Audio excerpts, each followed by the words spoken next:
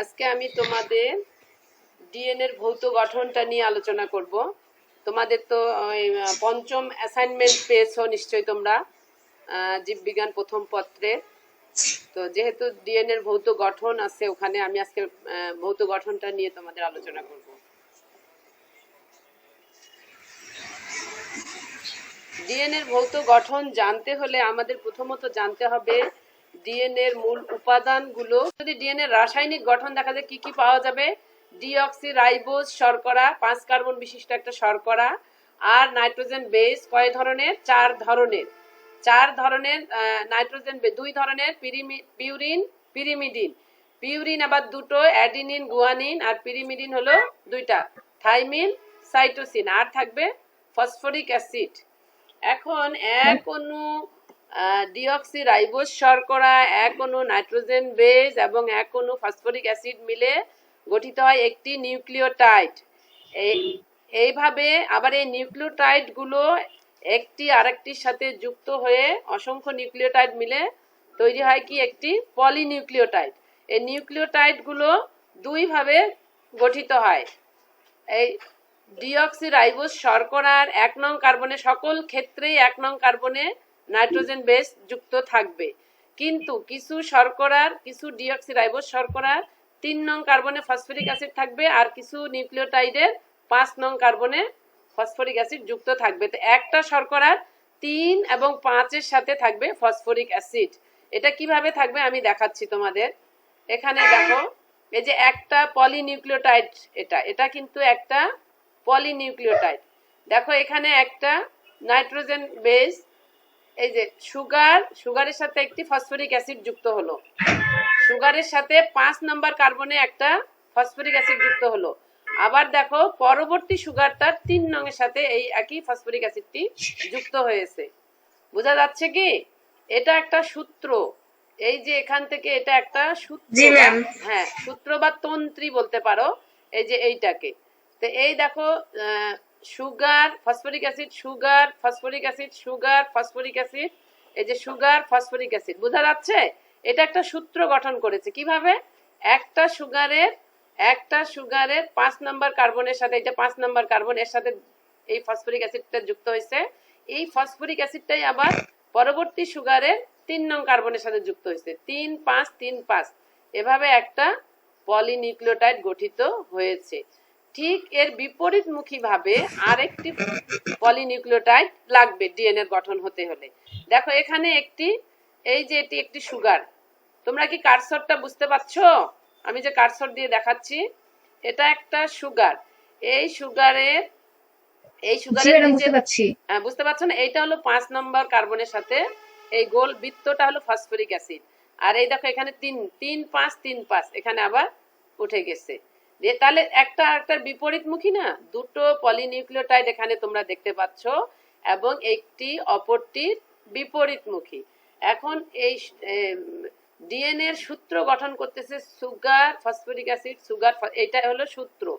আর এই একটা সূত্রের সাথে আরেকটি সূত্র যুক্ত হচ্ছে এই নাইট্রোজেন ঘটিত ক্ষারকগুলোর মাধ্যমে। এই যে নাইট্রোজেন ঘটিত ক্ষারকগুলো কি? থাইমিন, সাইটোসিন, অ্যাডিনিন, গুয়ানিন, যে কোনো একটি থাকবে।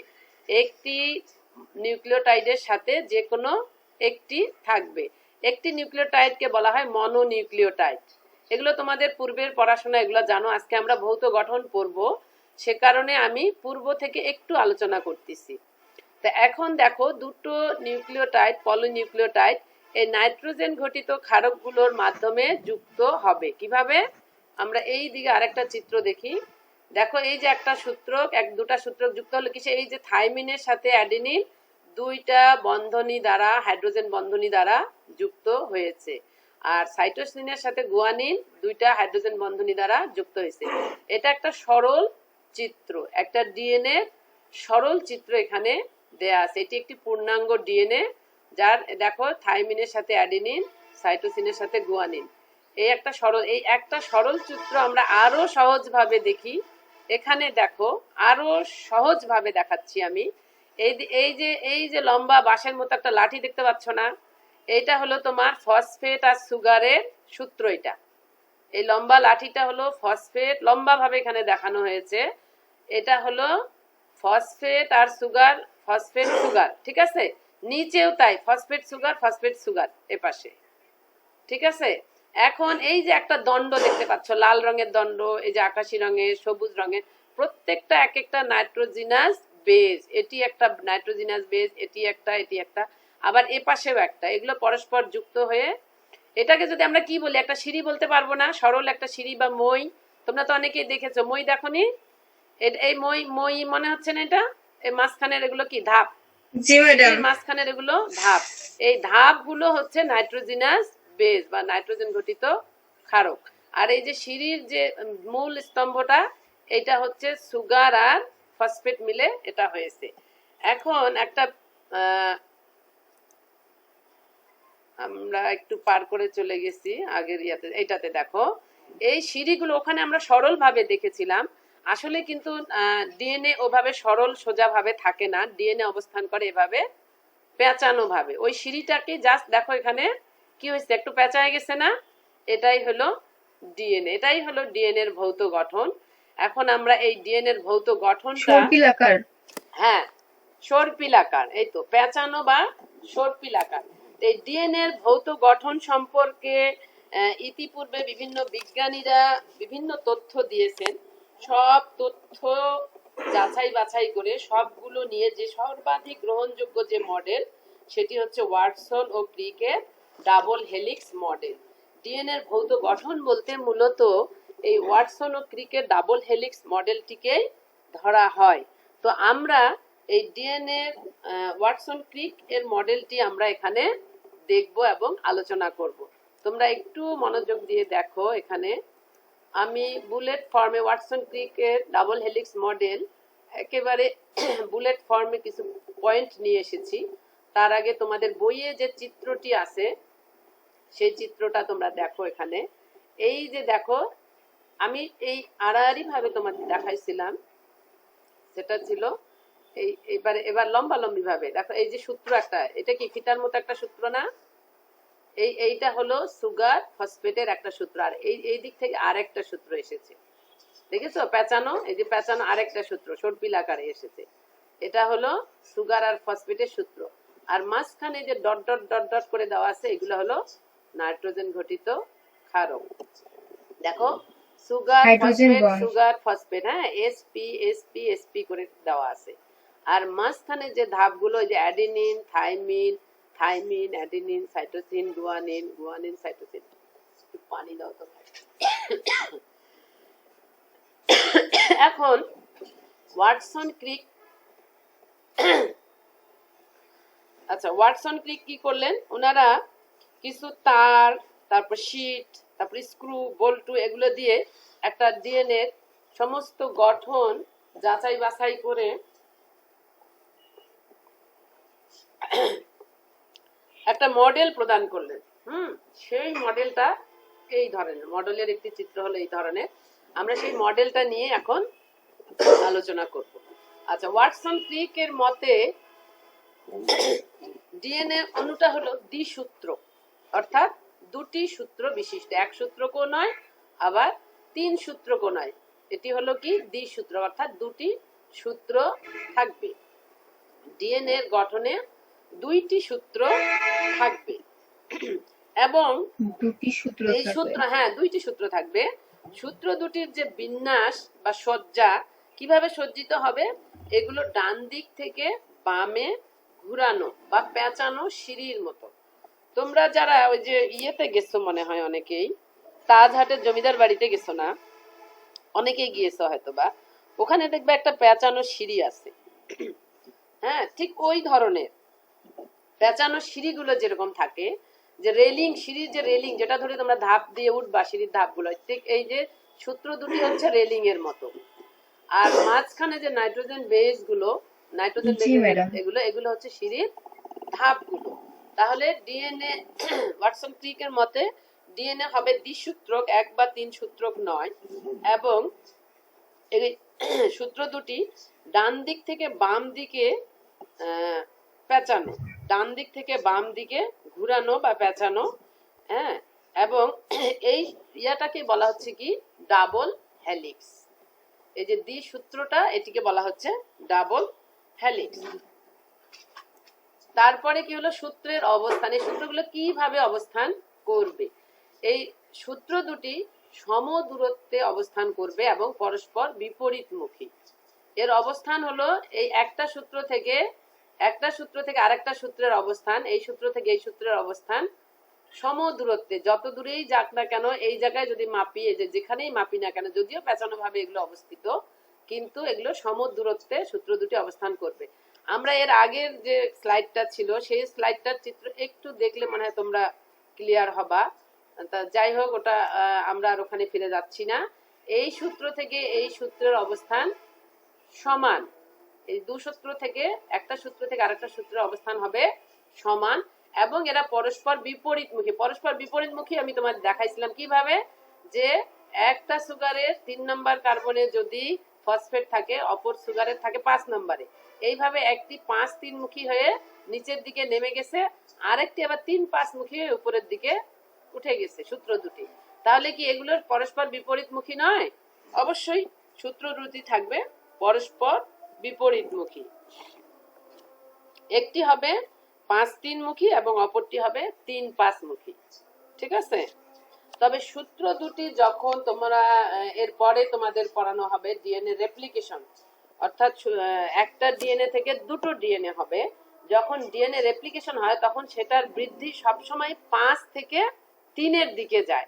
5 কার্বন থেকে 3 কার্বনের দিকে এটা বৃদ্ধি হয়। তাহলে একটি সূত্র যদি 3-5 মুখী হয়, তাহলে আরেকটি হবে 5-3 মুখী। আচ্ছা, সূত্রের গঠন। সূত্রগুলি কিভাবে গঠিত থাকে বা কিভাবে সূত্র তৈরি থাকে? এই সূত্রের গঠন আমি আগেই বলেছি। কি দ্বারা তৈরি বলো তো? সূত্রগুলো ফসফেট সুগার, তাই না? সূত্রগুলো ফসফেট সুগার দ্বারা গঠিত। প্রত্যেকটা সূত্র একটা ডিঅক্সিরাইবোজ সুগার এবং একটি ফসফেট এর পর্যায়ক্রমিক সংযুক্তের মাধ্যমে সূত্রগুলি গঠিত হয়। তারপরে কি আছে দেখো। আচ্ছা, এই সূত্রের বা সিঁড়ির পেঁচানো যে সিঁড়ি আমরা বলতেছি, এটিকে আমরা সিঁড়ি বলতেছি। তাই সিঁড়ির ধাপগুলো কি দ্বারা তৈরি? প্রত্যেকটা সূত্রের প্রতিটা ধাপ তৈরি হলো এক জোড়া নাইট্রোজেন ক্ষারক দ্বারা। এক জোড়া নাইট্রোজেন ক্ষারক দ্বারা। এই দেখো এখানে দুটো নাইট্রোজেন ক্ষারক, এ টি টি এ, এক জোড়া নাইট্রোজেন ক্ষারক দ্বারা এই ধাপগুলো গঠিত।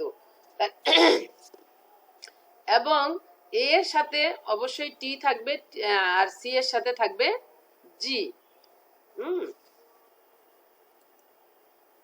তবে হ্যাঁ, সুগারের সাথে ক্ষারকের সংযুক্তি। প্রত্যেকটা আমরা এই পর্যন্ত দেখলাম কি সুগার ফসফেট কিভাবে যুক্ত হয়েছে, তাই না? এবার আমরা দেখব সুগারের সাথে নাইট্রোজেন ক্ষারক বেস গুলা কিভাবে যুক্ত হচ্ছে। প্রত্যেকটা সুগারের অর্থাৎ ডিঅক্সিরাইবোজ সুগারের 1 নং কার্বনের সাথে যুক্ত হবে নাইট্রোজেন ক্ষারকগুলো। সকল ক্ষেত্রে 1 নং, অর্থাৎ ফসফেট 3-5 যুক্ত হলেও হ্যাঁ, কিন্তু নাইট্রোজেন বেসগুলো সবসময়ই তোমার ডিঅক্সিরাইবোজ সুগারে 1 নং কার্বনের সাথে যুক্ত হবে।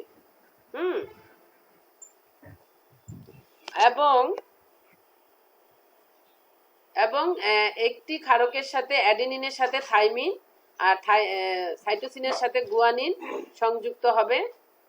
এবার ক্ষারকের ধরন। ক্ষারক কত ধরনের ক্ষারক ডিএনএর মধ্যে রয়েছে? ডিএনএর গঠনে 4টি নাইট্রোজেন বেস ঘটিত ক্ষারক অংশগ্রহণ করে এবং এই নাইট্রোজেন ঘটিত ক্ষারকগুলো মূলত 2 ধরনের। একটা হলো পিউরিন আর একটি হলো পিরিমিডিন। পিউরিনটা কি?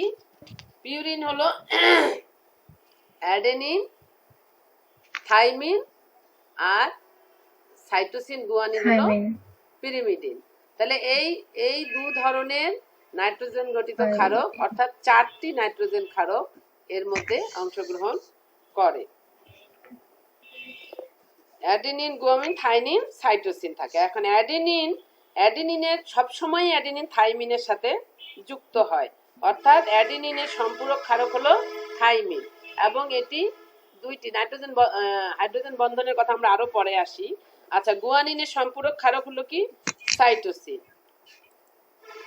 আচ্ছা, ক্ষারকের মধ্যকার বন্ধনী, এই ক্ষারকগুলো পাশাপাশি দুটো ক্ষারক যুক্ত হয়ে একটি সিঁড়ির ধাপ তৈরি করে এবং এই দুটো হাইড্রোজেন বন্ধনী দ্বারা এরা যুক্ত থাকে। হাইড্রোজেন বন্ধনী অ্যাডেনিনের সাথে থাইমিন দুটো হাইড্রোজেন বন্ধনী দ্বারা যুক্ত হয়।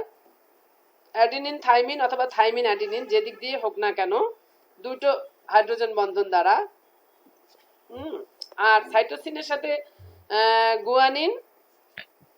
গুয়ানিনের সাথে সাইটোসিন যেভাবে হোক না কেন তিনটি হাইড্রোজেন বন্ধন দ্বারা যুক্ত হয়।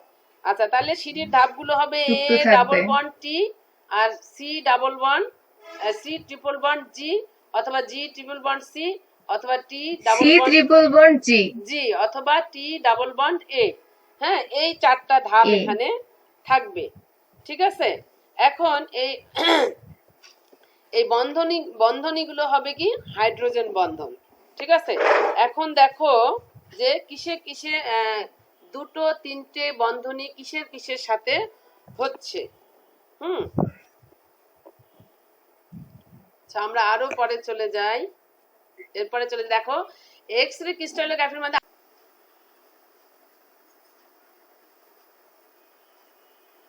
আচ্ছা, তাহলে আমরা এ পর্যন্ত আমরা বললাম যে আণবিক দূরত্বগুলো বললাম। কি কি আণবিক দূরত্ব? প্রতিটা ঘূর্ণনের একটা ঘূর্ণন শেষ হতে বা একটা প্যাচ শেষ হতে এটার দৈর্ঘ্য লাগে হলো 34 অ্যাংস্ট্রম বা 3.4 ন্যানোমিটার। আর একটা ঘূর্ণনের মধ্যে 10টি ধাপ রয়েছে এবং প্রত্যেকটা ধাপ একটি থেকে আরেকটিতে সম দূরত্বে অবস্থান করতেছে। তাহলে একটা ধাপ থেকে আরেকটা ধাপের দূরত্ব হলো 3.4 অ্যাংস্ট্রম অথবা 0.34 ন্যানোমিটার, তাই না? 3.4 অ্যাংস্ট্রম। এই ধাপগুলার একটা ধাপ থেকে আরেকটা ধাপের দূরত্ব, এই ধাপ থেকে আরেক ধাপের দূরত্ব 3.4। যেহেতু 10টি আছে, এখানে তোমরা 10 দিয়ে ভাগ করে দাও, দেখবা 3.4 অ্যাংস্ট্রম আসবে। আর ন্যানোমিটার দিয়ে যদি করো তাহলে 0.34 ন্যানোমিটার হবে। আর এই 10টি যেহেতু নাইট্রোজেন বেজ রয়েছে, তাহলে এই হলো এটার এই দূরত্বটা পাওয়া গেছে। এখন ব্যাস ও দৈর্ঘ্য এটা দেখো, যদি এখানে ব্যাস মাপা হয়, এটি তো রাউন্ড আকারের, তাই না?